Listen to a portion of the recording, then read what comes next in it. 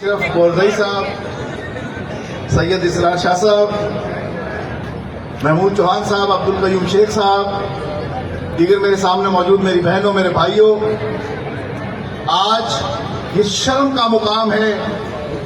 ان حکمرانوں کے لیے کہ جنہوں نے آپ کو تو یہاں روڈوں پر بھیج دیا، وہ پینشنرز کہ جن کی ساری زندگی عوام کی خدمت کے لیے وقف ہوتی ہے، کہیں کو بچوں کو تعلیم دیتا ہے، کہیں کو دفتروں کے اندر سارا دن جو ہے وہ اپنے بچوں کے لیے حلال رزق کے لیے محنت کرتا ہے، لوگوں کے مسائل حل کرنے کے لیے بات کرتا ہے، اور جب وہ لمحہ آتا ہے کہ جب ان کو کچھ ریوارڈ دیا جائے، جب وہ لمحہ آتا ہے کہ ان کی زندگی کے باقی دن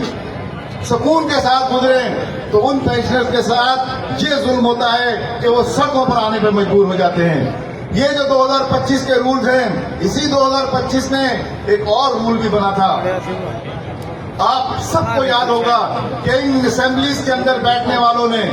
ان فارم 47 کی پیداوار نے اپنے الاؤنسز بڑھا لیے، اپنی سیلریز سینکڑوں گنا بڑھا لی، لیکن یہاں آپ کو چند سکون کے جو وہ لمحے گزارنے کے لیے یہ آپ کے پینشنز کے رولز کو تبدیل کرتے ہیں، اور وہ آپ کے سکون کے لمحے بھی آپ سے چھین لیتے ہیں۔ ایک بندہ کر رہا ہے۔ مجھے پتا ہے کہ آپ جب کراچی جاتے ہیں تو واٹر کیننز کا انتظام کیا جاتا ہے، پولیس ڈنڈے لے کے آپ کے سامنے موجود ہوتی ہے، کوئی ماں بہن بیٹی کا احترام نہیں ہوتا وہاں پر۔ یہ ہم نے اپنی آنکھوں سے یہ منظر دیکھے ہیں۔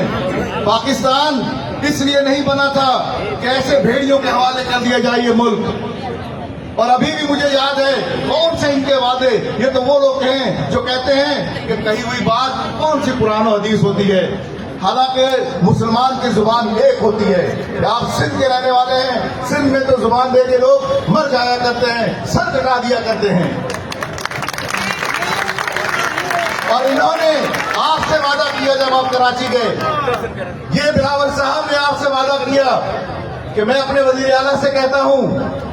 کہ آپ ان کے مطالبات سنیں، کمیٹی بنائیں، ان کے ساتھ بات چیت کریں۔